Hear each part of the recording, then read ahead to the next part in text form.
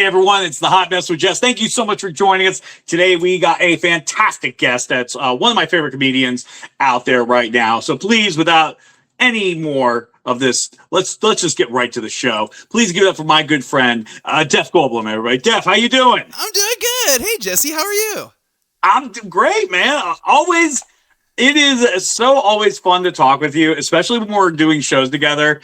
Like, as soon as I see you in the green room, I like gravitate to you. You have such a fun energy, but also like we love talking about our like nerdy shit and stuff like that. Like last show, we were all talking about Stranger Things and like other people didn't watch it, so we had to go to the far corner of the green room, which it was a rage room. It was a literal rage room with Halloween decorations in it. It was awesome. I got there before you, and I was like, "You're gonna love this room."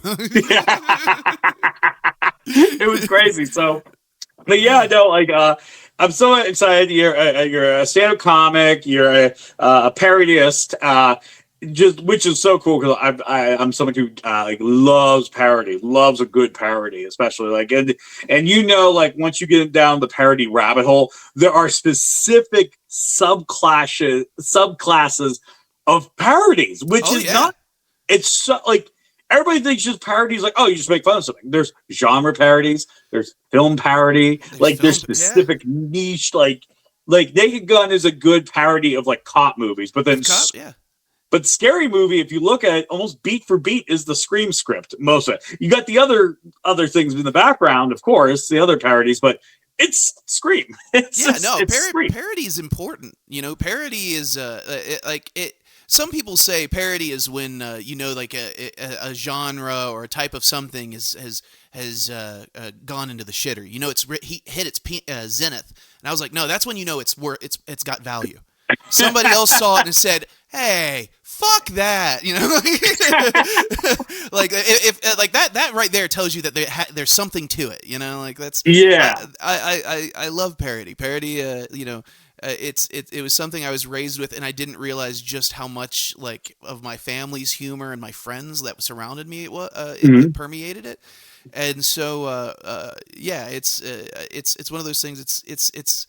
It's one of my favorite things in life. That's why I love what I do. You know.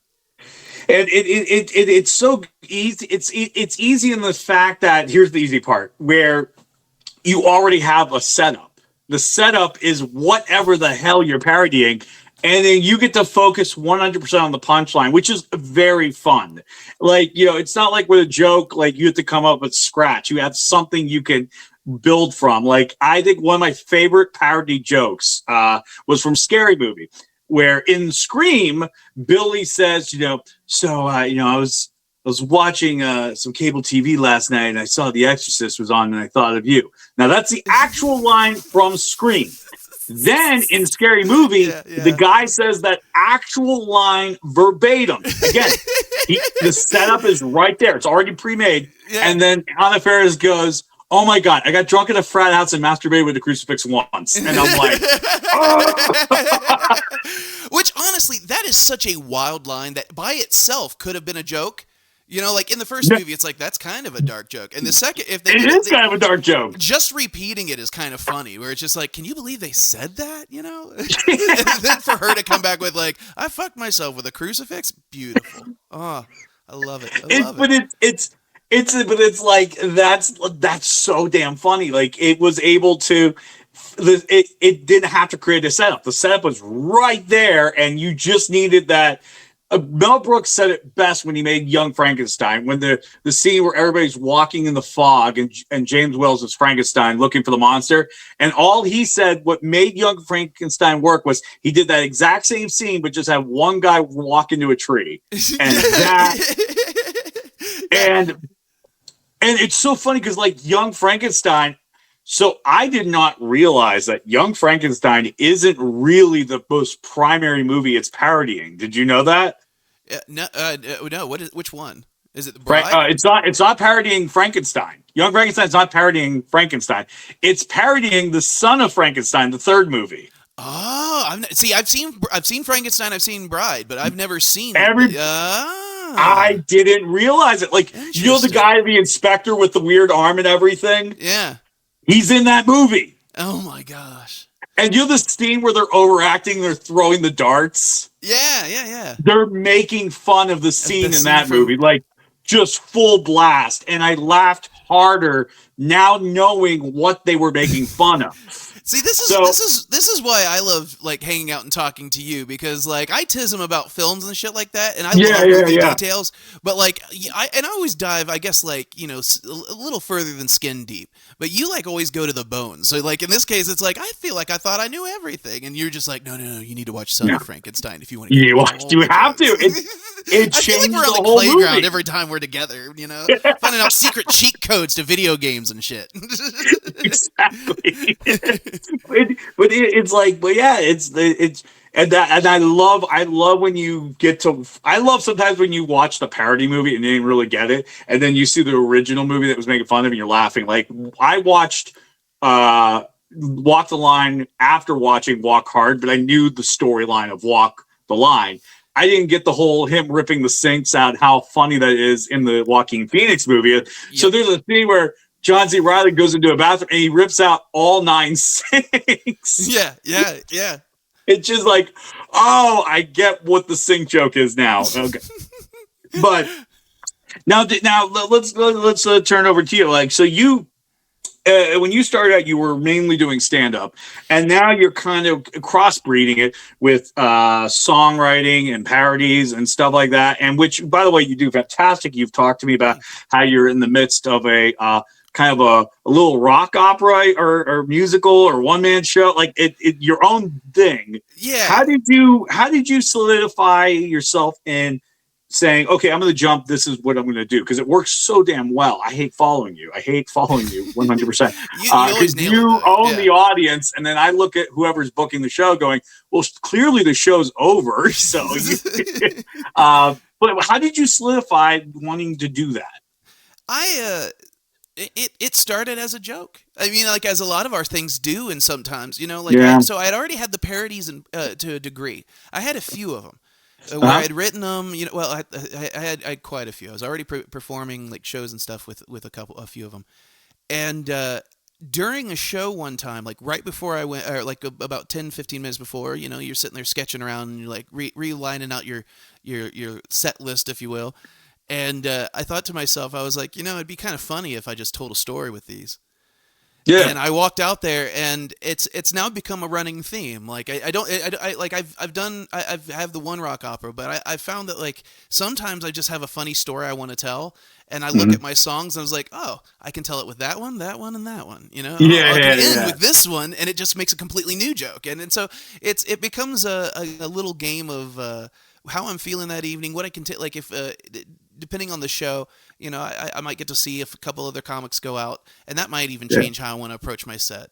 But yeah, right now, at one point there was one that kind of coalesced that became a favorite of myself and a few people that I called Def Goldblum's American Dream. Oh yeah. And and it's a story about a sad, balding, middle-aged dad. And a particular night on the town after a really hard day, you know, and it's silly, it's very derogatory, but like I say that like I use a lot of dirty words, and but I feel like it's used in a pretty wholesome way. I go with the Kevin Smith rule. You could have a dirty mind with a pure heart. If you could do those two things, I think those are so important to have, because then the audience sees that there's something more wholesome about you rather than just lacing it with something dirty. Now, one of the things I absolutely love, I had the funniest thought recently. And I wanted to talk to you about it, but it's too late for us to try to do something viral with us. So you have a song called Sour Cream, which is a parody of the song Purple Rain. Purple Rain, and And Purple Rain just recently went viral for many reasons. Did it? Oh, I didn't even notice. That's how old I am. I don't pay attention. Honestly, apparently I need to post this song. You know why it went Stranger Things. You watched it. Stranger Things. Yeah. That's right. Actually, I was so busy, but all I wanted to do was I was going to be like, I just want you one day singing that at an open mic, like days after the Stranger Things season, and then just me and another actor pretend to be Mike in 11 and just walk up behind you and just start doing the dialogue really fucking hard. Like, I could, you know what? I could cue up the dialogue so that you guys can shadow play it. Like it's you two, yeah. Just take, and maybe it's not too late because the documentary came out, so maybe it's time for us. Maybe we need to fix the ending of Stranger Things season 5. Maybe, Def, that is something we are destined to do this. I think we can do this. Ruin it in another fun way. So anytime everybody watches Stranger Things, they're just gonna see you like fade in the back. Sour cream, sour cream. Just tears running down both of your faces. Yeah. But that's how powerful a parody is. Like a parody can literally take the original thing and just anytime you watch the original thing, you start cracking up because it's like this weird little like it's like it's like spy movies where there's like a frequency in your subconscious that keeps playing and it's like telling you to turn code against your country. Except it's you going, I'm gonna say Purple Rain, I go, sour cream. And it's just like it's so great how you do that. Well, and that's kind of how I come about which songs I do. Like I'll be honest, like it's really like which songs do I enjoy the most? What songs do I like? A big part of it's like I can play covers, I could do that, but if I'm going to play a cover, like, and I'm going to, I know they get tired of playing it every night, but if I make it silly, that makes it a little more interesting to me, and it doesn't mean I hate the old song. If I'm doing this song, it's because I love the original so much. I took the time to learn it, I do. I get upset when I forget, like there's some songs that I've parodied so much, so often that unless I'm listening to the original song, if I sit here and I try to, pick out whichever, I might forget the words, The Boys Are Back in Town. Like I struggle. I love Thin Lizzy so much. It's one of my go-to like warm up songs and everything.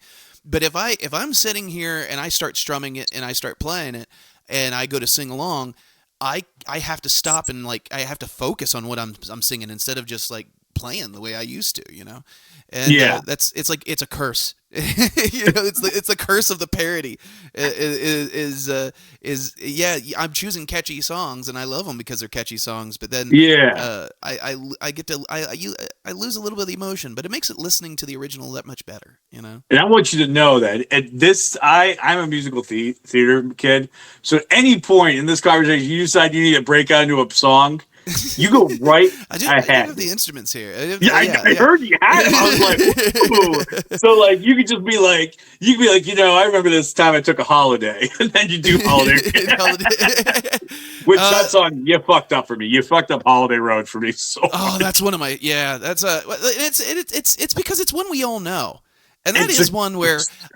I do say this on stage. Like I love Lindsey Blessingham because I was going to say Lindsey Buckingham. Bless his heart is what I was going to say. I love him, but bless his heart. Like that song, like catchy hook, like melody beginning to end. But the lyrics feel like a little cop out. It's almost like. It's like if Paul McCartney kept with scrambled eggs instead of yesterday, and so that's why I love that song to death. It's a good one. It's do you want me to bust it out? Actually, here's the thing. As much as I love that song, I think that song is destined for an audience. You're right. It's a good sing-along song. It's a great I feel like I would be taking like the most purest vodka and watering it down and ruining it if I ask you to do it here. But I will tell people real quick. Can we plug a show where you'll probably do it next? Can we plug a show real quick? So I actually have a new show coming up. I'm looking forward to. I've had this idea for a show for quite some time of doing like a dating advice show. And here recently, actually, I got a story for this. The reason it came to my mind recently was, do you know Delilah? the radio Yeah. show. Yeah. Yeah. Like she's still on. Like, Really? Yeah. So for those who don't know, Oh my Delilah, God. is a call-in love talk radio show that I remember listening to when I was a child in the 90s. She is still doing it today. And like my memories of Delilah are like people calling in, talking about their lost lovers, or people who like, like she loves him, but he's doubting it. And she's just like, well, maybe you need to give it time. I always love that sax. Oh, yeah.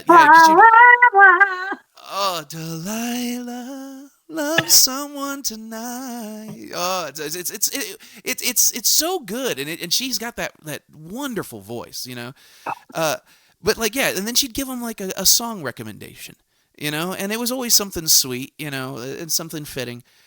But a few nights ago, about a week ago, I got in the car and I had to run out to grab something. I turned it on. I was like, "Oh, this is Delilah. I haven't heard this." And this guy's on there, and she's like, "How can I help you, Jake?" And and he goes, "Well, I missed the love of my life. You see, we were together for 5 years, and we decided that we'd be better as just good friends. And you know what? We're still best friends, but sometimes I miss her. I miss being close to her. I miss having her as that person." And Delilah's like, I understand that, but you really want her in her life. You should tell her that. He goes, no, honestly, we're better off as friends. And in that moment, I was like, oh, this is his fault. I was like, oh shit, this is his fault. And she's just like, no, you love this woman, don't you? And he's like, yeah, but just as friends. And she's like, no. I don't want to hear this just friends rhetoric. You love this woman so much that you would crawl through broken glass for her. And he goes, yeah, I guess. And she's like, this next song goes out to you. Woo!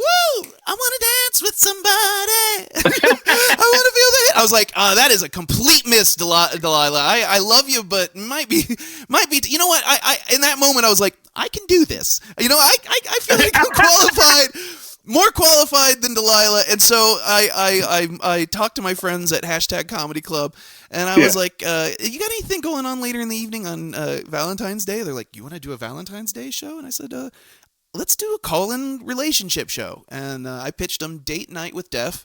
And I'll be, by the time that this goes up, I have a live phone number that people can call in or text and leave a message. And we're going to have a group of comedians who are not qualified to give advice. Try to give advice. But I mean, like, we're going to be funny about it, but we're also going to, cap it with like maybe something meaningful. Like I love the idea of doing like a dating relationship show with a sense of humor. And the first show, I've got some really great guests lined up. People like Jules Wagner is going to be there this month. I'm completely blanking. Oh, Ty Moore. Our good friend Ty Moore. I was like, I felt like seeing him give advice on relationships. Exactly. It's one of those things where anybody's going to take advice. Yeah. He's given me advice. So I will tell you,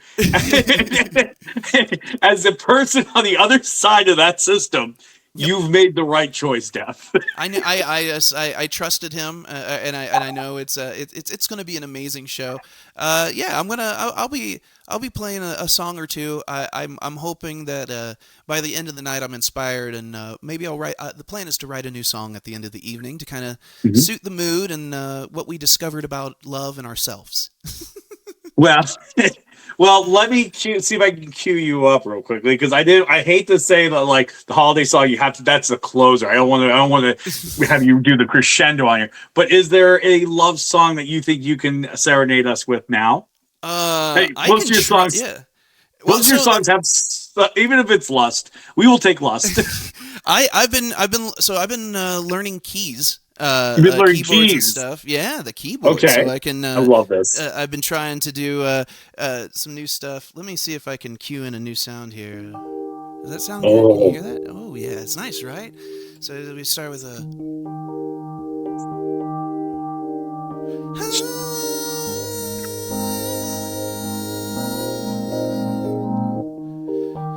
It's new.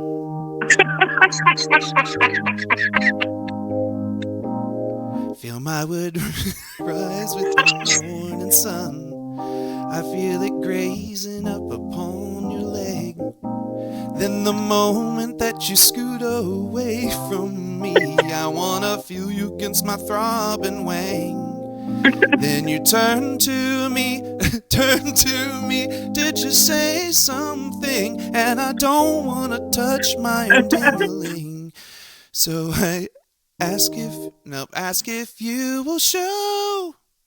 How deep is your butt? How is your bum? How deep is your bum? It's what my yeah. I mean, it's something like that. It's a new song. I'm learning it. How deep is your bum? You know. Bravo. I'm more of a guitarist for those listening at home. I do have those here too. They're just not plugged in the way the keyboard is, but it sound pretty. That sound. That's one of the things that's so good. Again, going back to like there's a verbatim beauty to the song that you're recreating, and then you defify it the way you do, and it just cracks. God damn it! It's like, how do you like? Now I have a question, and because I'm thinking from a comedy standpoint. I get my inspiration. I write my jokes. Like, how do you lock onto a song? Like, okay, this is the song of the parody now. I know you like these songs, but like, does it like you hear it on the radio, or do you go, okay, well, I have this spot in my set that I want to put this type of song? I wish I was more calculating like that. I wish I was like, oh, I need a song for this spot.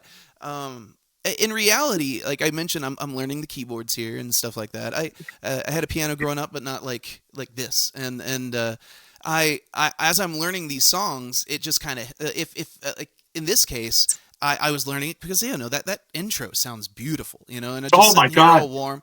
I've got a soon to be 1-year-old. The moment I start playing those keys, he's just like, oh, like. And so I as I was kind of learning it and stuff, I feel like somebody else at some point had to say to themselves, "How deep is your butt?" or "How deep is your bum?" and like, yeah, the first time I said, when I wrote it, I wrote "How deep is your butt," and then the first time I sang it, I said "How deep is your bum?" and I was just like, that feels more Bee Gees, than "How deep is your butt?" And so, like, I kind of they fall in the songs themselves, the parodies and the ideas fall in almost like a natural way. And sometimes I'll have a line and I'll feel like I have something, and as I try to write the next one or two, my teeth don't sink in, if you will. But then another one, like the first line comes out, and then there's the second one, and then the third one, and it's just like, oh, here's a whole song. It just and it helps that the melody and stuff are already there. I already know them. All the songs I choose are songs that I've probably grown up with, or newer songs that. Shout out Chapel Roan. I love doing parodies of you. Like, she's amazing, and her songs are genuinely inspiring, even for white middle-aged guys. But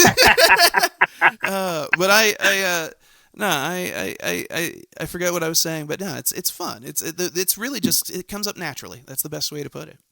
Yeah, it brings you pure joy, which is joy-driven art is, in my opinion, very in short supply. I mean, sometimes I even ask some of the things I ask myself, I'm like, all right, are you doing this because it brings you joy, or are you doing it because you have an axe to grind, you want to do this, you want to do that, blah, blah, blah, you want to have a gotcha moment online. And I go, like, today I made a video, and I went to Ty Moore, our fellow comedian friend, and this video has a punchline, but it had 5 different punchlines. And Ty literally was like, the one that is joyful, go with that one. Yeah. Because it's like, these ones are also funny, but like, your soul's not into this one. You're doing it because there's I don't want to say malice, but it's like when you find like a gotcha moment with a funny moment and you put it together, it just feels something polluted and contaminated. But when you do something for the sake of joyfulness, it's something rings a lot closer to home when you do that. And I mean, we need more of it. We need a lot. Yeah, especially with what's going on in the world right now. You know, Yeah. I was talking about earlier how musicians, all the songs I read, I've heard musicians say like, oh, you know, I got tired of playing that song, and then one day it came back to me. One of the reasons I choose again these particular ones is I think about what I'm going to be playing every night. You know, Yeah, you yeah, know, yeah, like yeah. if there are ones that I know hit and people want to hear, I want to make sure it's something I want to play. You know, Now, yeah. Go ahead. no, keep going. Oh, I was just gonna say now that with that being said, that's one of the reasons why I like to switch it up too. Is like, you know, you get there, you feel the room, you're like, I want to play this one, you know, or Yeah. sometimes you see the room and you're like, I don't know that they're gonna like me, so I'm gonna play this one, you know, like that way, you know, like I don't care if they like me. This is me, and I want them to hear it right now. Yeah, yeah, yeah, yeah. That's the punk rock of parody that comes out right there, you know, like Now, do you feel like ever? Do you ever feel like that moment when you're writing a song, or you're doing something that you have a moment of like, oh, I want to comment on the certain climate of what's going on in the world, or do you have like a hard and fast rule where you're like, no, just keep this joyful, keep this, you know? Because for me, when I'm writing jokes, I have sort of this DEF CON, you know, 1 through 5, where I'm like, okay, I don't want my joke to go past a certain point. It needs to stay here. It needs to be fun. It needs to be able to play any room. Do you have any of those kind of like those things where you're like, try not to have it go there? not necessarily, because even in my stand up, I don't feel any topics off the table. You Mm-hmm. know, like there's always a tactful way to approach something. You know, Yeah. but I find with my parodies again, it's like, what do I want to sing about? I rant about politics sometimes, not too long, you know, but like more to friends, not necessarily on stage. You Yeah, know? yeah, yeah, yeah. Excuse me. I'll catch myself chatting with friends, and then I don't want to do that. Like I don't like doing that. I Mm. feel like, you know, we all do it to somebody at some point just to get it out of our system. Uh, Yeah. and so like I'll comment on it. I don't think I have any songs that comment on things in particular that I especially politics. But I do. I probably I would say in a roundabout way. I feel like a lot of my beliefs and ideology come out uh, in the background noise of my parodies, if you Mm. will. When I Mm. string them together, I feel like if you understand the joke where I'm coming from, by the end of it, you get a particular viewpoint of, especially the Def Goldblum's American Dream Yeah, piece yeah. we were talking about that earlier. I guess I should mention. I'll plug it myself. I'm in the finishing stages of recording it. A version of it, Nice. a version that will be released on physical media only, in a very limited quantity. All to kind of, and for those who purchase a copy, they'll understand why. Because yeah, it's going to Well, be a very special. Yeah, well, you could more info and definitely put my surprises than name. that in the future. Put me on a wait list. Put me on a wait list Absolutely, right now. absolutely. You're always one of You the already got first one people I talk sale. to. You got a sale right here. Got a sale right here. But that's awesome, man. That's awesome. And that's like, now, have you ever done anything on the scale before with recording or?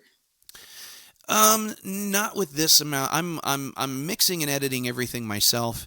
And I when I was in high school, I produced a couple EPs that were incredibly low quality. I mic'd myself and a guitar and would record everything in one shot with a computer microphone, one of those that had like little bass and like you could just like move it on a lever kind of thing, you know. Yep. Yep. Uh, Yep. Yep. it was garbage, but I'd sit there and I'd try to equalize it and get everything to sound like it, and I think I sold them at like $5 a pop, but like it was a means to kind of to fuel the fire, and my Yeah. friends bought them, you know, so it meant a lot.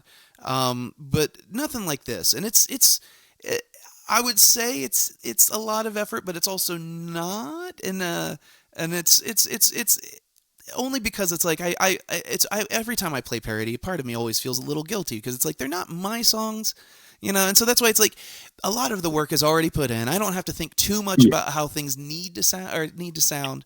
I just need to make sure that we all sound good together. That makes a lot of sense. That makes a lot of sense indeed. So before we get into some deep conversation with comedy and all that stuff, I'd like to do some quick little icebreakers to kind of get us in the mood and the mindset for that. Are you down for those? I'm down. Let's go. All right, so we're gonna give you some hot mess icebreakers. Now, you can answer yes or no and give no reason after that, or you can explain it and give a small explanation. It is up to you. There is no judgment to this, so it's just however you want to do it. So here we go. What is the most unhinged thought you've had mid-performance that you absolutely did not say out loud? Oh, I'm pretty sure I couldn't tell, but I'm pretty sure I saw someone getting a finger blasted at a show one time. And normally, like the comedian, like I know a lot of comedians are like, I'd call that shit out. Dude didn't look like he got lucky very often, and that was why I was just like, I wanted to let her finish. Like she was. Like she wasn't like making eye contact with me, but she was still laughing, but also like, like I don't want again. We were talking about like we don't want to take from anyone's joy, you know. Yeah. And some of you are like, that's disgusting. Like she was wearing pants, like his hand was on the front. Nobody else noticed. I was the only one. I went when the show ended. I walked backstage. I was like, did anybody else see that? Like it was happening as I walked out, so maybe they just heard the music. They were like, "This is my song," you know. I'm pretty sure it was "Everlong" by Foo Fighters. No, it was the other one. There goes my. It was that song, "Hero." No. She's just up there.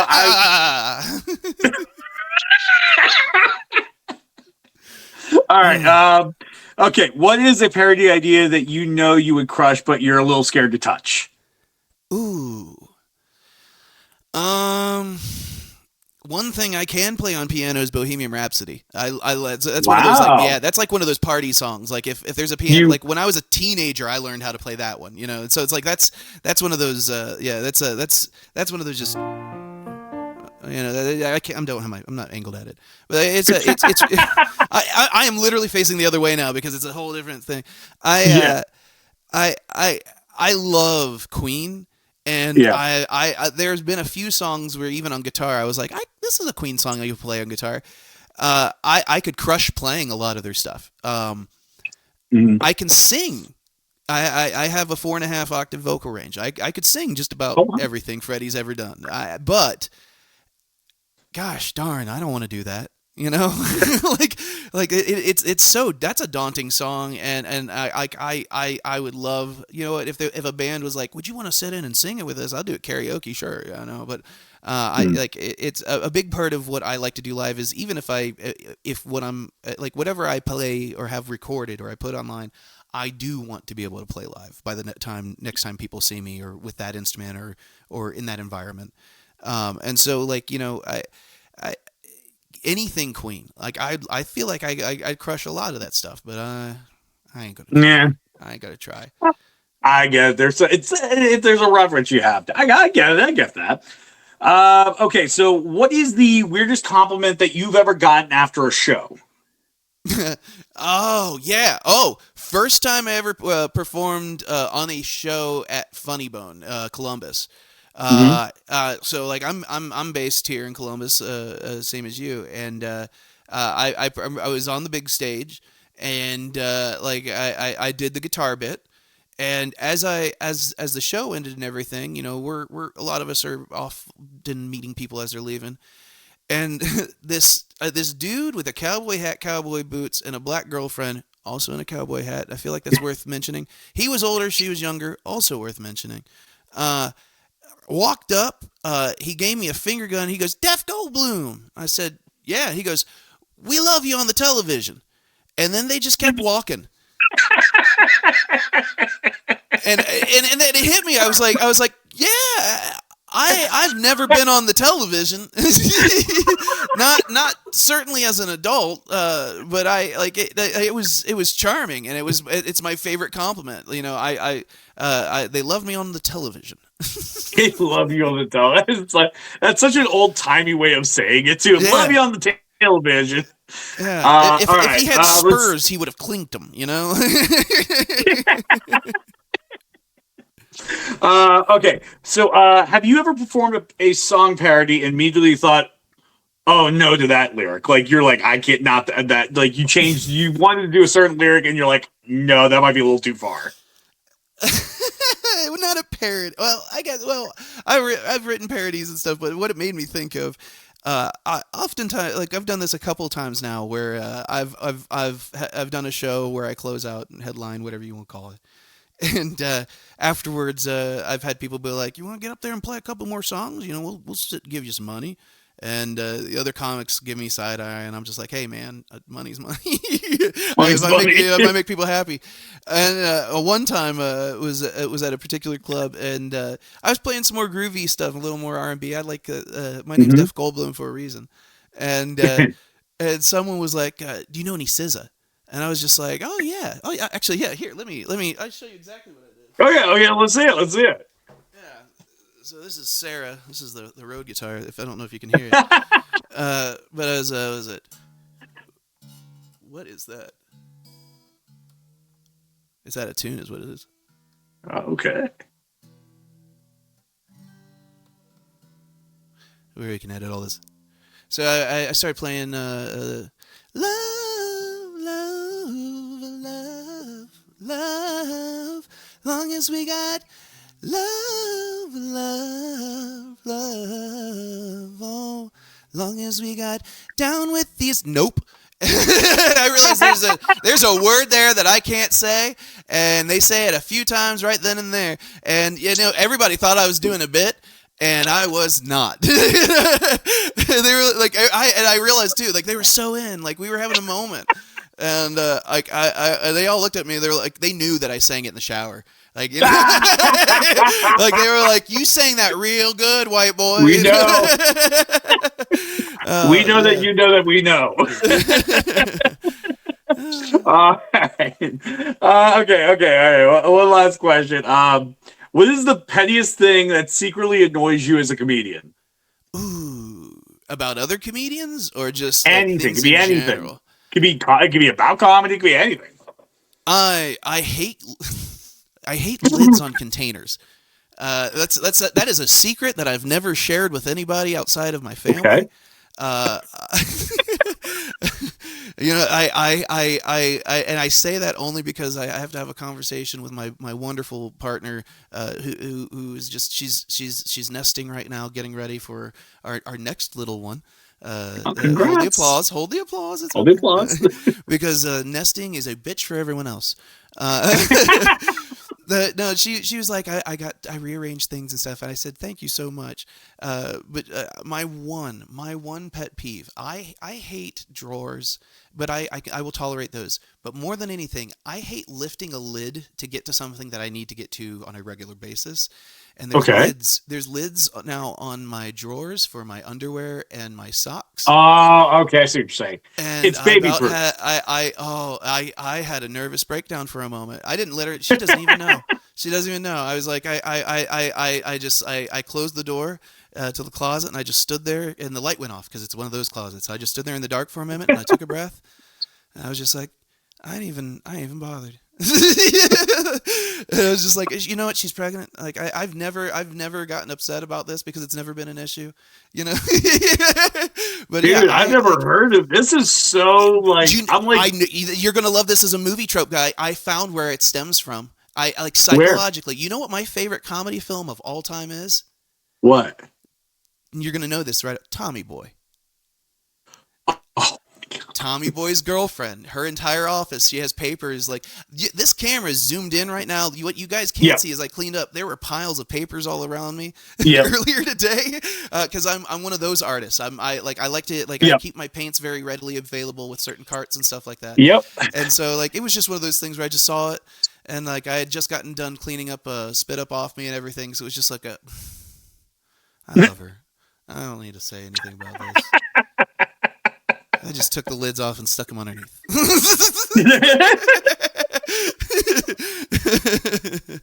Yeah, you know, that's how I know I love her. You know, like I was just like, yeah. Oh, that's awesome. No, I love that. I love that, man. So yeah, I want to start winding down, but also kind of getting in some deeper conversation. The biggest thing I always like, and we kind of touched on it, is kind of having a future focus on what comes next, what we're going to do, but not too much to the point where we feel like we have to chase it. I always tell people, when you set a next goal, that doesn't mean your net worth goes back to a zero until you get to your next goal. I mean, you have what you have, you are who you are, but you want to look forward to the fun stuff that you'll get to do. It's like that Robin Williams quote at the end of it's one of the Night at the Museums, where he's like, "What are you going to do tomorrow?" And then Ben Stiller's like, "I don't know," and he goes, "How exciting!" And like, I love that. I love that joyness to it. Like, oh my God, you don't know? That's kind of, like for me as as millennials who've lived through so much crap in the last 20 years, that's a scary question. But to put it joyfully, it's great. Yeah, I talk about this in my stand-up, and a lot of people don't know this, but I was raised in a cult. Like I know you mentioned this before. Would you like to go into this a little bit? A little bit, and it's because of this. Like I genuinely, I was taught that I wouldn't make it out of high school, and then it's like, oh, you're not even gonna get married. I got married, early and stuff, like there's so many different things and stuff. Like I never prepared to be an adult, because I didn't think I would be, and I still struggle with it, But that because of that though, because leaving it and being able to find myself, my own perspective on things and stuff, I feel like finding joy in life and especially new experiences. Like I don't want the same mundane fascist shit. If you will. No, I understand. Because that's it. Like in a way, like it's over organized and stuff. Like I want freedom of access. I believe in being able to do things freely and have fun experiencing new experiences. That's why I do comedy. I like to take my silly experiences and share them with others. Exactly. Silly observation. So I know you got you're trying to get this album, which will be physical media. Now I wanted to ask, I forgot to follow it up. Will there be a visual component to it, or will it just be audio? So I guess I can go ahead and say this. I don't want to spoil too much. If the magic has to come later, leave it there. Yeah. So there will be a live show. I can't wait. Of sorts. It's gonna start as a version of the album as a one-man show, culminating with a live recording, and then after that, I intend to hopefully use the proceeds from that particular recording to fund a project where we can do both that as well as other parodies. When I say us, I mean like I've a few musicians I've been working with and talking with and playing.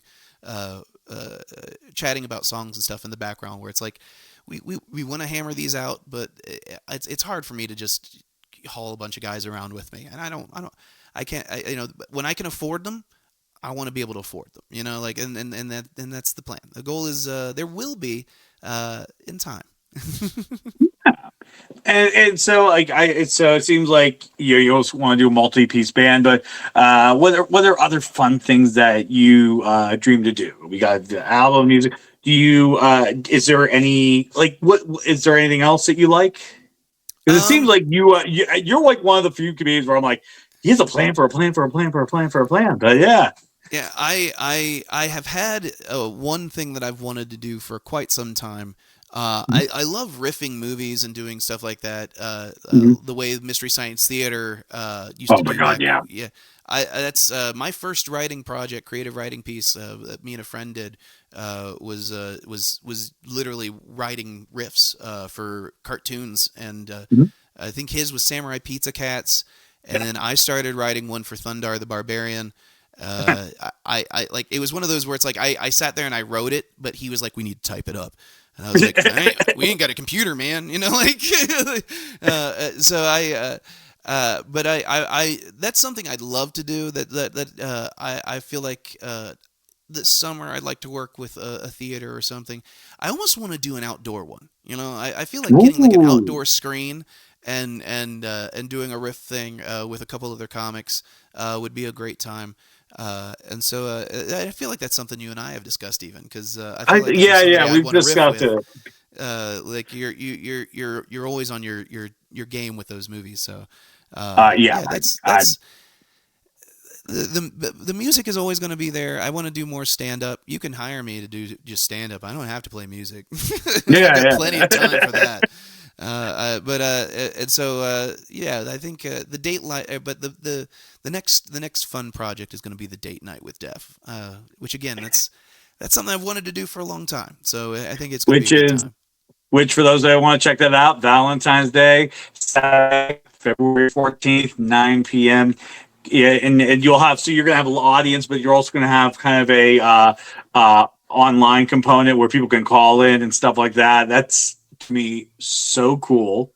Um, I'm excited to see that, and I know we kind of talked off screen. I'm still trying to see. I'll let you know, if I, I'm probably gonna try and call you at I was least. gonna tell you, tell Spooky to come along. Honestly, like I feel like she'll keep you honest. You know.